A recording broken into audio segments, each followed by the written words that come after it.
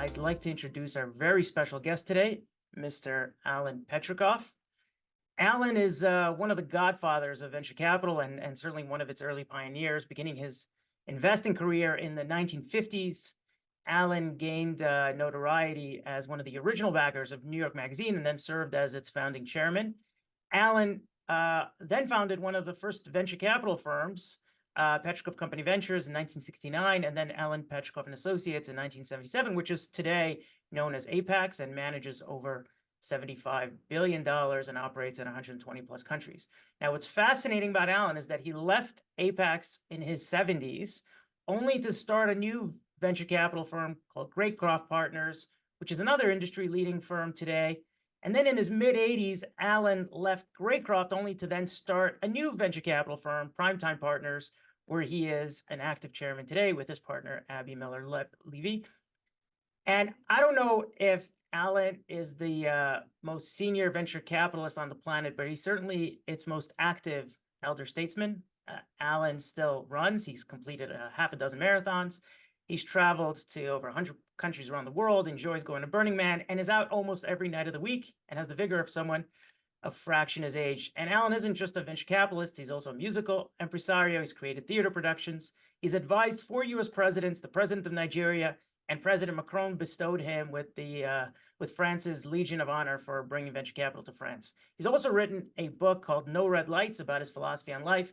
Ladies and gentlemen, it gives me great pleasure and honor to welcome the legendary Alan Patricof. Alan, thank you so much for joining us. Thank you for inviting me, Bo. Well, listen, why don't we dive in with the obvious question, right? You've accomplished so much. I mean, your bio says it all.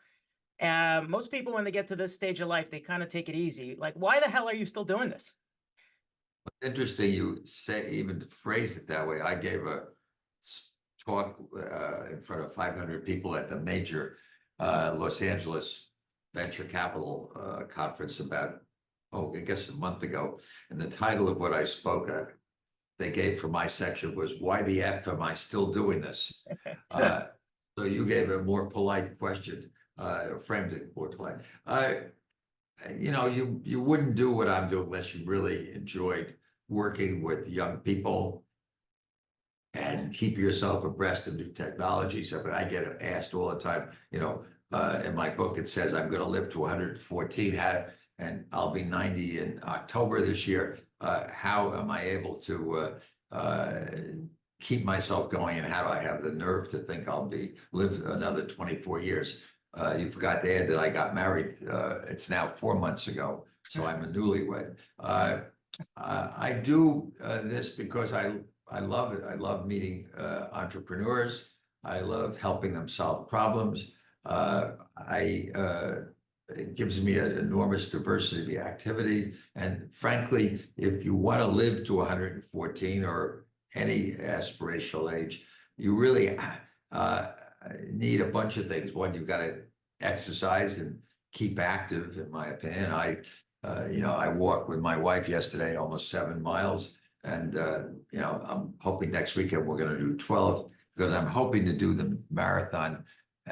By the way, I walk and jog it. I do not run it, but I hope to do it at age 90 this year. I'm not sure I'll make it, but I'm gonna train for it. But exercise, I eat reasonably well, and I have a slight trick that my wife and I came up with only because when I was taking her out, we would order 2 dinners, and I would look at her plate, and she, you know, would peck at it. And I said, "The hell with it. From now on, I'm not spending $50 for your dinner.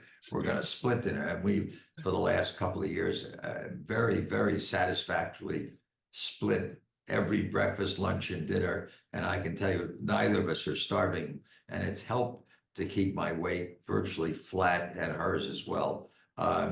So exercise, what you eat, you know, I don't have any, I mean, I have desserts like anybody else. I like desserts. But keeping myself active in business is critical, and socially.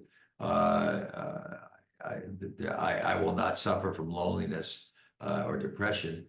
And I think most of all, the biggest thing is I have a mindset. I think positively. I get up every morning, and I married someone who has the same kind of thinking, that she's 77.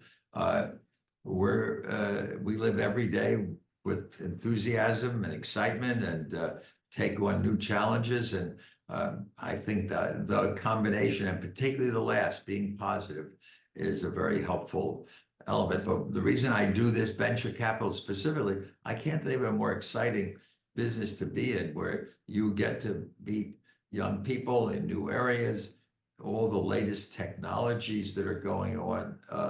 It's a very exciting atmosphere. And, and at this point, as you said, I'm probably, if not the oldest person in the venture business, which makes me either the grandfather, the legend, or something else in the industry, but I'm probably pretty close to it, which is why I gave this talk last week. But I don't, I started this new firm 3 years ago, Primetime Partners, with a much younger woman, 49 years old now. She was 45 then. And we're having a great time. We're building a great business. We're just about to start Fund 2. And if you know anything about venture capital, they're 10-year funds. So, and I can tell you honestly, there's not one single person we've talked to about raising money. It's going pretty quickly, by the way. We're about half raised in a matter of 6 or 8 weeks. Not one person says, are you going to be here in 10 years when it's over? I think if you spend time with me, and maybe after this video, you'll understand. There's no question I'm going to make it, unless I get hit by a delivery bicycle, which is very possible in New York City.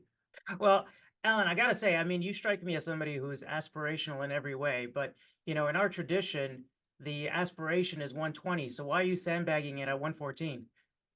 Well, it's interesting. I based that 114 not out of the blue. It was a lecture I heard by a gerontologist about 15 years ago.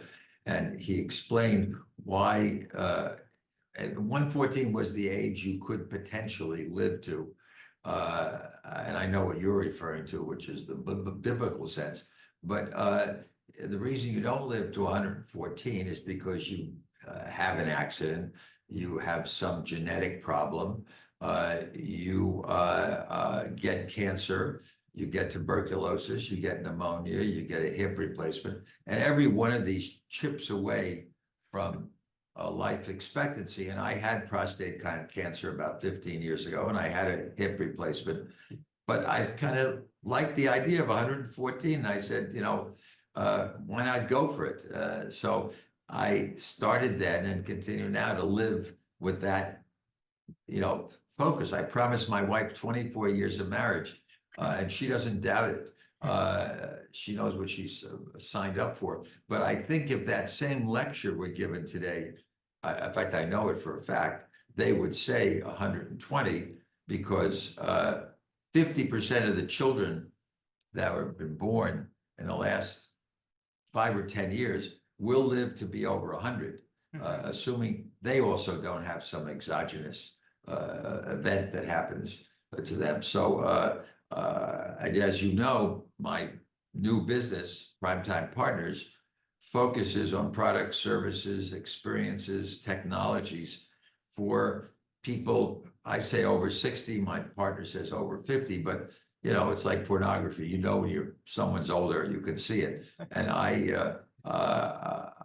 we're deeply immersed in making investments in all the things that people are going to need. And if you study the statistics, by 2030, there'll be more people alive over 60 than there will be under 18. Right. So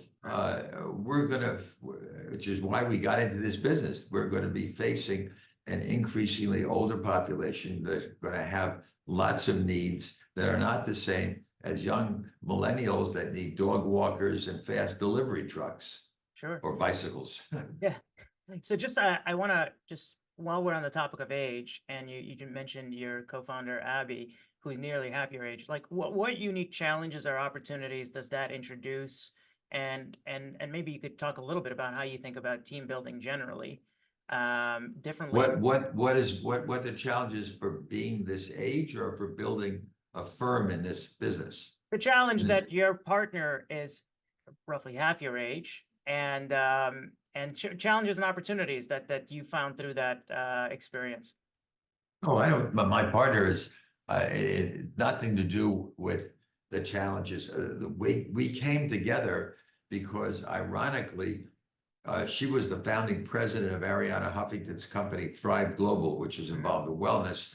And I was an investor from my then firm, Greycroft, on the board. And I used to go to all the meetings with her, but I never really talked to her because after the meetings were over, I ran for the next meeting. And one day, my son, after she had left Thrive, he came to me and he said, I went to Harvard Business School with Abby Levy, and you're talking all the time about the potential for the aging population, and you're going to conferences and reading research reports and quoting all this stuff to me. She's actually going to do something about it. So she had been, as a result of her background, had realized that the opportunities were very big for investing in the area of relating to older people, and that nobody was doing it. It was a real white space. So he brought us both together, and I don't think there's been a challenge. Quite the opposite. We've looked at 1,800 different proposals in the 3.5 years we were in business, and we started to raise funds for Fund One in March of 2000. If you know what happened in March of 2000, you started putting a mask on in the middle of the month. 2020, yeah, March of 2020. So we started about the worst time you could have, and we built probably the thought leader in this whole area nationally. I can't speak for Canada, but certainly the United States. We spent a lot of effort in being on television and in articles and going to conferences. My partner today is giving a talk in Pittsburgh at the University of Pittsburgh Medical School. I'm going down to Washington tomorrow to give a luncheon talk to people. We speak at the Milken Conference, at the Stanford Conference on Aging, at the you name it, you name the conference, we are there. And we were written up in the FT. I was on CNBC 2 weeks ago. We've gotten out there promoting this whole idea of, people have thought about feminism and ageism and trying to defeat that. Now we're about defeating ageism. Age is a stage of life, not a chronological age. And if you feel like I do at this stage of my life, my chronological age doesn't mean anything, I can assure you. So let me actually take a step back and let's just go all the way back, just to understand how you got into the investment business to begin with. Because we're going to come back to Primetime. We're going to come back to some of the specific investments, but just let's go back. And I know you were originally inspired by Benjamin Graham, and how does somebody who was a value investing junkie kind of leap into venture capital? But take us all the way back and give us a little bit of color on what made Alan Patricof. I'll try to go through it quickly, but I have been in the investment business since I got out of Columbia Business School in 1955. And in 1969, 70, I had run a family office before that. And I realized that we were going through a technology revolution, and we were just at the beginning of the excitement in IPOs and startup companies, which was something that really wasn't very prevalent before World War II and only gradually built up during the 60s. And so I decided that there was an opportunity to advise family offices primarily, or high net worth individuals, in investing in private securities, and not necessarily only technology. In fact, my first investment, which was huge, became hugely successful, was in a secondary lead smelting business. I mean, today that person couldn't even get into the front office of a venture firm, but in those days, it was a new industry. It wasn't even called venture capital, and I started a firm from scratch with an idea, with a $2.5 million in capital in the fund, my first fund, and then and 9 specific family clients, and decided to go into business. And from there, I built a business which, as you said, morphed and became Apax, which is Alan Patricof Associates International. When I went all over the world, sorry, we didn't have an office in Canada, but we had one in Silicon Valley, and we had one in Asia and all over Europe, and changed the name to Apax, Alan Patricof Associates Cross Border. And Apax today runs, last count, $73 billion under management, and is much more of a private equity firm. It started as a venture firm, but became gradually a private equity firm, which is in effect why I decided to move on in Could 2000. you elaborate on that? Like, why was private equity less appealing or less interesting for you? Well, it has to do with your personality. I mean, I like startups. I like young companies. I like the challenge. And when you're in private equity, it's totally a financial, discounted cash flow, PE, multiple yield, buy companies, use debt to buy them, then use cash flow to retire the debt and take a reward. It doesn't have anything like the satisfaction of being with a new young company and backing an entrepreneur. And that was my love. And the firm, because we had gotten so big, and I had a lot of other partners at that stage, both here and abroad, and the tide was moving in that direction. And it was at the bubble time, which was tough in the venture business. And I decided to take, I didn't know what I was going to do next. As it turned out, I spent 3 or 4 years on a pro bono basis working for the World Bank, traveling all over the developing world and trying to help them build entrepreneurial activities in the toughest places in the world, like, Western Africa, Eastern Africa, Southeast Asia. And I gradually, 2003, 4, 5 passed, and I was doing all these things, went on boards, mostly involved in development. I was on the board for the president, for President Clinton, for something called the Millennium Challenge Corporation, which worked on overseas development. And then in 2005, I said, it's time to get back in the venture business. And I started a new firm, Greycroft, which was named after my house in East Hampton. Everyone thinks that the house was named after the firm, but the firm was named after the house. And started de novo and went out to raise a venture capital firm with the intention that it would stay purely venture capital. And, like anything else, Greycroft has gotten bigger and bigger. We started with a $75 million fund, and I am now chairman emeritus of Greycroft. But 4 years ago, I decided we were also getting bigger than I was having fun with, and less interested in doing early stage startups and more doing growth funds, much not private equity, but growth activity. And so I decided, and I gave you the background when Abby and I came together, and I said, I'm going to do it. Why not? At 85, I was, had a mindset of why not start something new. And I think we've accomplished a lot. Just on the, you have accomplished a lot. You've accomplished a lot before that too. I mean, when you think about it, and we've chatted about this previously, you've provided early stage financing to some of the biggest names in the world today. I mean, everything from Apple, AOL, Office Depot, Sunglass, Audible, Axios, and so on. So there's an enormous amount of wins in your portfolio. Like when you look at the opposite side of the equation, what were some of the biggest mistakes or regrets in your career? What comes to mind? Well, I get asked these questions and all the time. I'll tell you a mistake that I made, which I like to laugh at myself and make fun of myself. It's in my book. I had someone working for us out in Silicon Valley at the time, and he was a kind of a hippie type character, and he tried to get us interested in 2 coffee shops in Seattle, which he said had a different structure. And I thought he was crazy, because in New York City, there's a coffee shop at that time.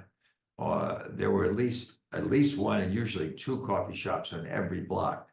And I should have gotten on a plane at that time and gone out to Seattle. And maybe I would have understood that, Starbucks was a different way of life. It was not although I don't recall what the first ones looked like, because I don't really know if I had those pictures, but I envisioned them like the coffee shops in New York with lunch counters with stools in front of them, and quick turnover. And I didn't realize that this was a concept of, how to live and work and enjoy yourself. It was more entertainment and sitting around than it was selling a cup of coffee. And so that I laugh at myself, and Howard Schultz does occasionally also when I run into him. But I don't know. I can't think of I've had so many failures that remember, if you're in the early stage startup business, you have failures. And, fortunately, as you mentioned, I've had enough winners that I'm still in business and can attract capital. But one of the things I learned early on was I made an investment in an animal feed supplement company. I'm going back to the early days. And it was a brilliant chemical engineer who had started a process for taking waste oil and converting it into animal feed supplement, and had all the proof in the world of why it would work. And it was sulfurization and saponification and oxygenation, and every single process, every step of the process had been done before. It was not inventing anything new. But the only thing I didn't realize is he had never done all of these steps together. And I've learned subsequently, it's great to talk about something where everything has been done before separately, but always keep in mind, if you're going to put them together, that's a whole separate test in itself. Needless to say, after drowning a lot of capital, that went away. I mean, that just came to mind here. Yeah. But I've made mistakes. Usually the mistake you make is if you pick the wrong entrepreneur, Right. because a good entrepreneur can do anything they want with it. I mean, one of the early investments I made was the medical electronics business. And if you have anyone on your web on this video who's over the age of 60, maybe they have to be over 70, they can remember the days when doctors used to make house calls. And they carried a little black bag with them with a handle, and they had a stethoscope, and they had they did vital signs, and they would come to your house, and if you were sick, they send you to the hospital. And this particular guy developed a cardioscope which could fit into that bag, where you could plug it in the wall. It was grounded, and he could actually do a EKG from your bed, wherever you were. And it was very inexpensive. It was based on a very interesting technology of a frozen scope. And he went around and beat his head against the wall for about 9 months, trying to sell it to doctors. And it was pretty, and a bad entrepreneur would have said, it doesn't work. I mean, I can't sell it. And he had enough brains to say, maybe there's another market for the same exact technology. And he ended up selling it to the anesthesiologist who was in the OR, and the surgeon he had to look over the shoulder of the surgeon to see what was happening, whether the patient was really breathing. And so he got his own scope on a tripod, and it built a $500 or $600 million business. So I learned how, the right kind of person can adapt and take something that, may not work the first time. And now the famous word is pivot. And there are just so many times you can pivot, by the way. A lot of times, people, it doesn't work 1 time, 2 times, 3 times. I mean, at some point you got to say, enough, you've had enough shots. Yeah. And so when you think about the entrepreneurs that you develop conviction in, other than their ability to be agile, what are some other traits that sort of define the kinds of entrepreneurs that you would put capital behind? Well, I mean, ideally, you never get what the ideal is, but an ideal person is someone who has charisma. I mean, I know there are lots of people like perhaps Mark Zuckerberg that have no charisma, but charisma is helps, because you've got to get people to believe in you when things are going bad. and to be willing to follow the leader. And it's hard to follow someone who doesn't have that kind of drama and excitement and motivation around their own personality to stick with them. So I think that does help. I think someone who knows the field they're in and has had some prior experience with some credentials is helpful, regardless of the age. Someone who understands, and this is probably the most difficult part, a lot of young people particularly get into business who don't really even understand the economics of the business. They get excited about a business, whether it's a fast delivery company or it's a new product of whatever sort, and they see that it's a great idea, it's got great potential, but they don't sit and think about what the cost of goods is, what the proprietary position is that protects them from competition, what it's going to cost to market the product, and how they bring it down to a bottom line profit, and how they can succeed over a period of time without continually relying on investors to keep funding the company and funding losses, because debt is not available to young companies. That's why I always say, when people ask me, what is your concern about interest rates going up or down? I have no concern about interest rates, because none of my companies are eligible to borrow money. They're all equity financed. So I think that, a person who puts together a good team, you can't build a business by yourself. So if you take those combinations together, proprietary position, entrepreneur, enthusiastic, dynamic entrepreneur, someone who can attract a team around them, someone who understands the business and knows how to make a profit and makes a return for investor, send him to me. As long as today he serves the market of people over 60. Don't send if he's only servicing the millennials. That's for someone else. Yeah, no, I hear you. So just before we get to the market over 60, like you've seen throughout your career, lots of transformations. I mean, everything from PC, cellular, internet, biotech, and now AI. What trends or transformations are you most excited about now? And how might this relate to some of the previous trends that you've seen in the past? Well, as you just said, I've been through every major technological development since, well, I guess you'd say since the mid-50s, post-war, but since the 70s in my business official capacity. And some of them have been very exciting along the way, and I profited from some of them and lost money in some of them. I remember being excited about plated wire in the 80s, and that was going to replace semiconductors that were made out of silicon. And I'm sure you don't even know what the word plated wire means today, but I think that AI and all the associated machine learning concepts around it are going to be of far greater significance than anything I've seen in my career up until now. And while I believe, like every other cycle, there are going to be a lot of people who are going to be bruised in this period right now, going forward for the next year or two, when they find out that they're competing with each other, when they find out that the economics of the business has costs associated with it they hadn't anticipated, when they understand that technology is moving so fast that when you see companies that are now financed at 80 or $100 billion that have no revenues and have a lot of excitement, and I can understand why people get excited, and people are pouring in hundreds of billions and billions into it. They're going to be winners. There's no question about it. I am not going to be an investor in that.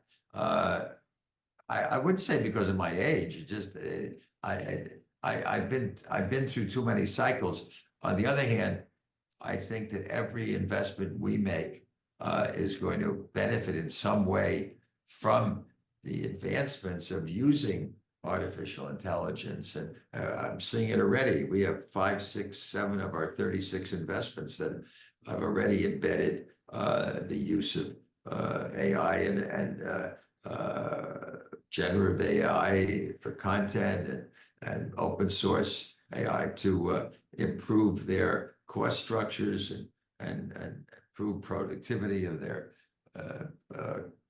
employees, and it's going to have a profound effect. I mean, someone graduating from school today,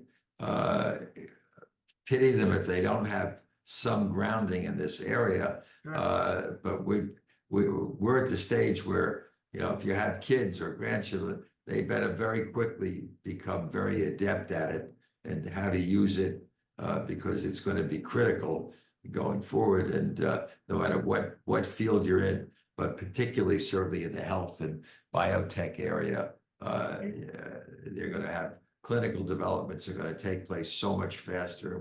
It's going to be the increase of drug developments. And by the way, Primetime, we do not invest in biotech or pharmaceuticals. However, we love them.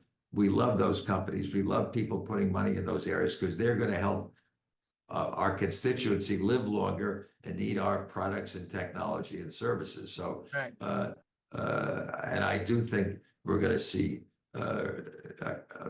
many diseases, you know, solved, maybe even in my lifetime. My wife, as you know, passed away after 12 years of Alzheimer's 3 or 4 years ago. And I don't think that's so quickly on the horizon, but I do think solutions for cancer are, you know, within reach. And I really believe they will absolutely happen within my lifetime. And I don't know, I can't say for every one of them. Obviously, the major one that's a challenge today is pancreatic, and it's a killer. But there are others killers, and I'm hopeful that all these things, ALS, colon cancer, all those will come through, and AI will help all of those, and it will help every area. Whether if you're in the media business, be careful about, you know, what kind of content's going to be produced by AI. If you're in the marketing field, you know, all the people who do marketing brochures, you know, hey, go to ChatGPT, you can create your whole strategy. Well, let me ask you, Alan, because so you touched on the verticals and domains that you don't invest within aging. What are the ones that you do? And perhaps maybe more specifically, what are the ones that you view as most compelling from a risk return point of view today?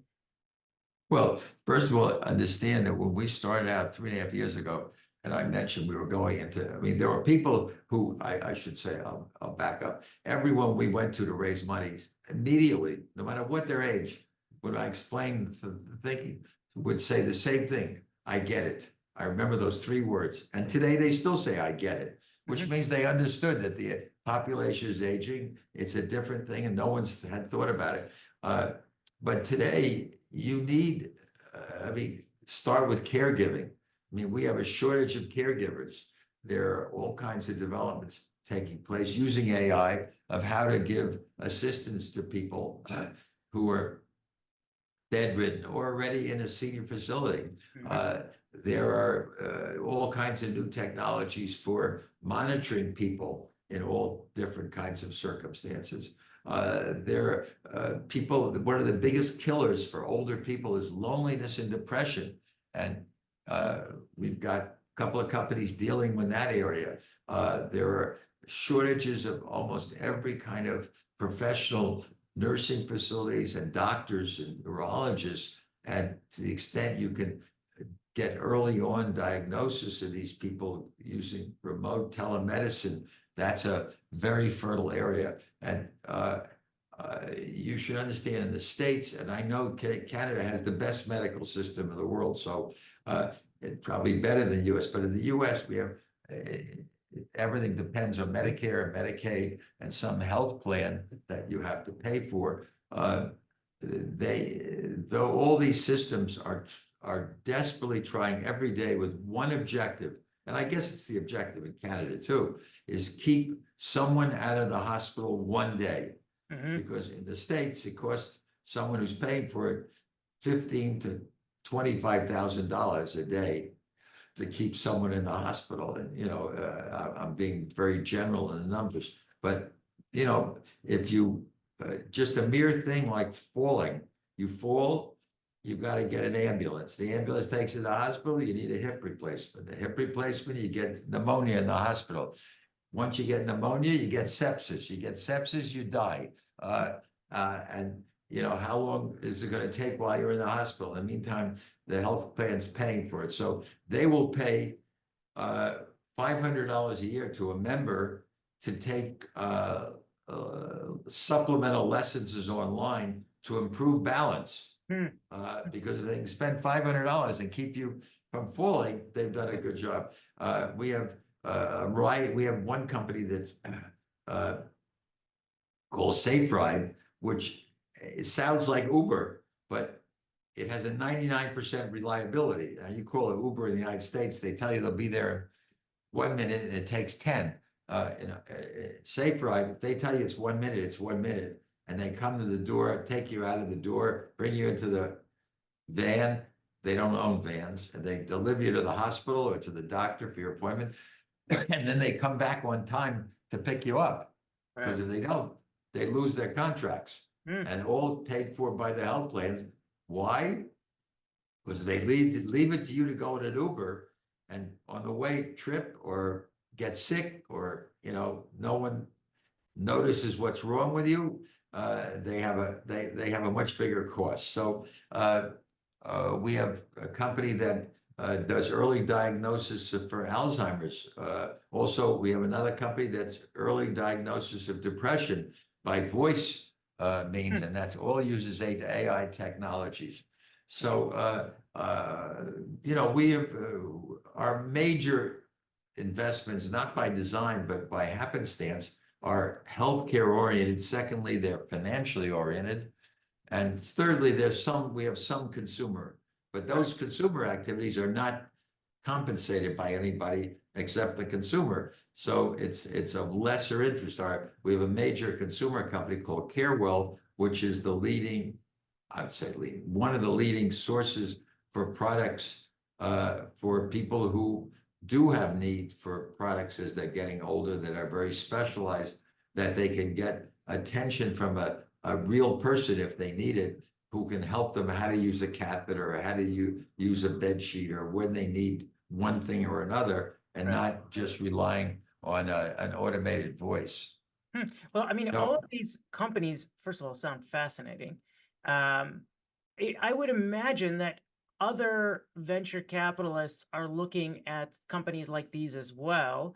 And of course, you have a sort of a niche focus, but how are you looking at this opportunity set differently than other VCs? And more specifically, what do most people, perhaps other VCs, not know or understand about the longevity economy that perhaps you guys do? Well, look, it's a very, very fair question. I would say that there's no venture firm that is in existence that if they saw a business in this area that they thought was exciting and they have a healthcare or a financial activity that they wouldn't invest in. However, no other venture firm of any size focuses like we are. We call ourselves a horizontal firm. Every firm is vertically oriented. They have a silo for health, a silo for finance, a silo for consumer, a silo for real estate or fixed assets. They have a silo for energy, for climate. We call ourselves a horizontal firm. We go across. We don't care if you have a climate company, a healthcare company, a finance company, a drug company for services. We'll go to any of them horizontally as long as their customer. So we are an expert for any company that's in this field. So our portfolio companies, every one of them services the same market of over 60. So there's a uniformity among our portfolio companies. So when we have let's say a long-term care insurance company, we say to the long-term care insurance company, we have 36 companies. Which 10 technologies would you like to see to help improve the performance of your policyholders so that they won't need your service sooner. Right. That's the benefit of being horizontal. As I said, my partner is out in the University of Pittsburgh Medical School today, participating, and they're very interested in all the technologies and all the things we have in place that will help them improve their recidivism rates and their initial hospitalizations. Right. And I think maybe going a level up a little bit. Well, actually, before I go there, just one quick question on Primetime and maybe the contrast between Greycroft and Apax. You've obviously been doing this for a while. You're learning all the time. You've said, in your book and other places that everything is cumulative. What are you doing differently at Primetime vis-a-vis your venture capital investing that perhaps you wish you employed at Greycroft and Apax previously? Well, listen, as you age, you get more and more disciplined, and you get a recognition perhaps of flaws in an idea. So you learn from being around long enough. But what I've learned is this horizontal concept of servicing a particular market rather than a market play. Correct. The customer is key. And I've learned to discipline ourselves very carefully in the market. And most of all, we did something very unusual at the start of Primetime, is we have taken a significant, because it cost a lot, part of our income in the management company and devoted it towards thought leadership. So we have spent money on PR and marketing to get ourselves known and to get our companies known and to promote the aging, anti-aging and wellness and longevity. I mean, a month ago, Business Week had written across its cover, longevity. The Economist did the same. Vanity Fair ran articles. We were written up in the Financial Times. There was an article in the New York Times this weekend about caregiving. By the way, you should know there are 53 million people, it was in the Times confirmed, we've been using that number, 53 million people in the United States who are giving care to a loved one, whether it's their boyfriend, girlfriend, parent, grandparent, whatever, and not compensated. And Wow. For high-end people, like probably most of the people on your video, they can afford professional caregiving ever, but there are a lot of people in this world who can't afford, so they have to take off from work and provide that. The government now has a system in the United States for compensating people who lose productivity time to give support to their loved ones and train them. We have investment in that area. Interesting. And I mean, obviously, you're as you're making these investments, you're operating within the broader venture capital context, which has been, under pressure recently. I know you said that rates is not of concern to you, but it has certainly challenged, large exits and challenged the IPO market. Given how many economic cycles you've been through, how are you feeling about venture capital these days, particularly the venture capital, the near-term forecast? And what risks are you actually paying attention to? Well, our companies, in my opinion, will not go public. Most of them, not all of them, we may have an exception or two, but most of our companies will get sold in a transaction, an acquisition to some other company, and there are plenty of potential acquirers around to buy them. And that's not bad, frankly. I mean, don't look at that as a negative, but we're not looking at the IPO market. I don't think the IPO market is going to be that dramatic. And with all the world events going on and interest rates, the IPO had a couple of false starts recently, came back to earth. I don't think, the IPO market in the United States works on an expression called windows. the window opens and the window closes, and the window can, and everyone, there must be, I don't know the number, it's public. How many people are in registration at the SEC? And I'll bet there are hundreds, which means they got to the point of doing preliminary registration, but the window didn't open. Right. And the window opens very, seldom and not for very long. So I don't see the window getting wide open. It may open like it did a month or so ago for about a week, and then it closes down. So if you can get out through the window, fine, but then the aftermarket's not that great. The market in the venture business, I think there were a lot of overpriced deals. And I'm not talking about Primetime's area, I'm talking about in general. I'm giving you a comment about the industry. There are a lot of people with inventory, very high priced inventory that they got into. Frankly, they got into a lot of them in 2021 and 22. And then with the absence of an IPO and an M&A market and lack of performance, a lot of those companies have had to be written down. Not everybody has written them down. So there's a lot of potentially air in the market still that has to be realized, that I think it makes the later stage. There's a comeuppance in the later stage market. In the early stage market, which is where we focus, we were pretty disciplined in what we did. And I think in general, the startup market was and is in pretty good shape because, we're not looking for an early exit. We're not looking for an IPO. Our companies got financed reasonably well. I said this to someone on Friday, which I happened to reflect on something. In 2000, there wasn't a week that went by when I didn't have one company that couldn't meet the payroll. In prime time, our little funny marketplace, if you will, that's in startups, I haven't had one company not able to meet its payroll yet, which means they had enough financing. And I think in general, the startup market is pretty good, early stage market through perhaps A rounds. And I would worry about the valuations in a lot of portfolios and discounts. And maybe some people have taken the hits already, but those who haven't probably have those ahead of them. Interesting. And since, all today's participants are investors and family offices, just besides considering Primetime Partners, what advice would you give others who are investing in venture today?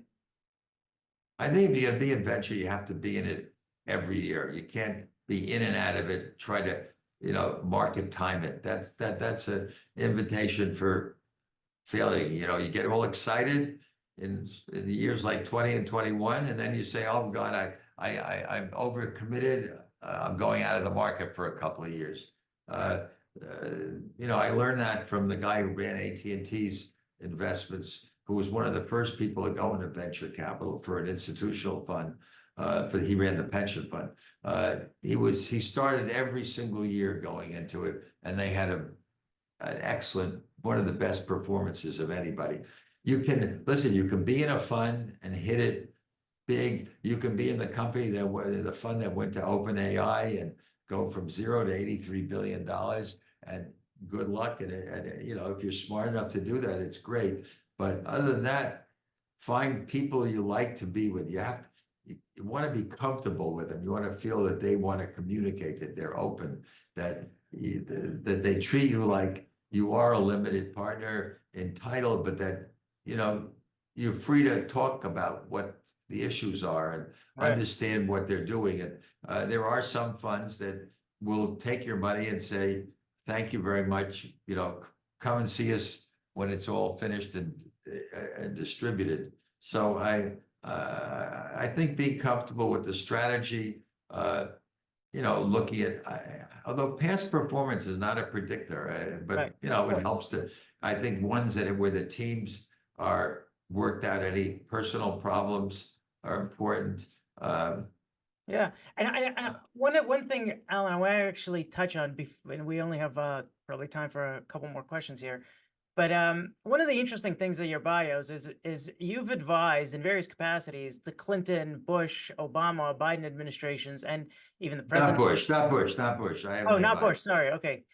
Clinton, Obama, Biden. So, and then interestingly, the president of Nigeria. So, anything about those experiences that investors would find insightful or that informs your approach to investing or philosophy generally?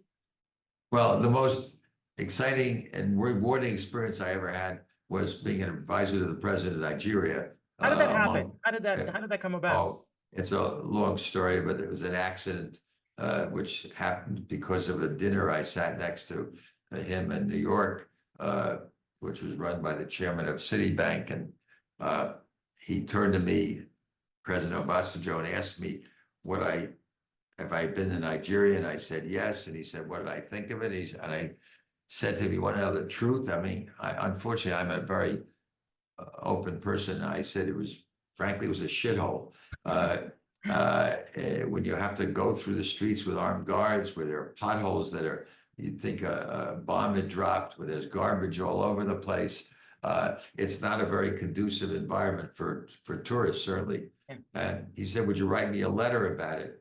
I went home, I thought about it, and my wife said, go ahead, write him a letter. He asked for it. So I wrote him a letter, told him exactly what it was. And about a month later, I got an answer from him saying, clearly I had gone with the wrong people. Clearly, I didn't understand the country. Would I come back someday and visit him in Abuja? Because I had gone to Lagos. And I said, oh, what the hell? Why did I ever do this? And about a month after that, my secretary one day said, I have President Obasanjo on the phone for you. And he got on the phone with me and he said, Alan, you're my kind of guy. Would you consider being on my presidential advisory board? Clearly, the letter had come from someone who worked in his office who just was answering it perfunctorily, but he remembered or, saw the letter again. And then I spent 5 or 6 years going a couple of times a year to Nigeria. And, it was part of my whole experience in the developing world. But he really used by the way, I forgot, I was not an advisor to President Bush, but I just remembered President Bush, I went on the Millennium Challenge Board during President Bush's service because I was two Dems and 2 Republicans were picked by the parties, and I was picked as the Democratic nominee. But it was during Bush's administration, not Clinton. I forgot. Oh, so we have time for just one more question, and you have your book sitting right behind you, which you wrote a couple of years ago, No Red Lights.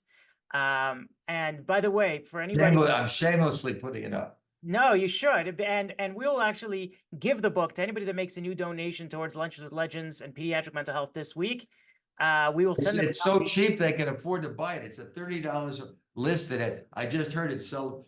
Someone I had breakfast with bought it for $15.95 while I was sitting with him. Alan, don't discourage the donations. Let them not know. It's priceless. We'll get it to you. Make a donation. Okay, but just maybe before we wrap, why did you write it? What does the title mean? And what's a kind of a takeaway for families that you think would be useful to close up this conversation? Well, I wrote about it because, as you can tell from an hour talking to me, I don't have any red lights in and literally I don't. You don't want to walk with me down Fifth Avenue because I don't pay attention to red lights. But I run my life with no red lights. I don't know the word no.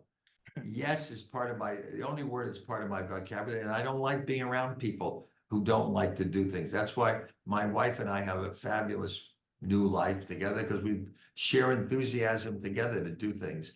So that was why I wrote it. And a lot of people had said, you ought to write about your reflections in life and your experiences with someone who was ill in your family and where you think the world's going, where you think you're going. And I had just formed this new the book came out in the end of 22, and I formed the Primetime in 20, and I was very much focused on the excitement about the potential for older people, and I wanted to share this enthusiasm and encourage people.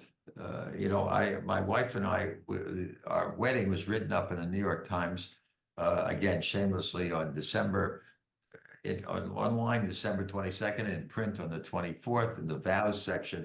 And we agreed to do it because the time showed us on this concept that it would be inspiring to a Mhm. lot of older people to think that, there's life after life. Yeah. Life doesn't end because you get older. There's lots of opportunities ahead.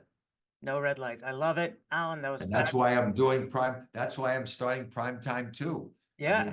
A whole new 10-year chapter. And hopefully there'll be Primetime 3. But for now, Alan, thank you so much for joining us and really sharing all your incredible insights and history and being so generous with your time and wisdom. We greatly appreciate it. Thank you. Thanks for inviting me.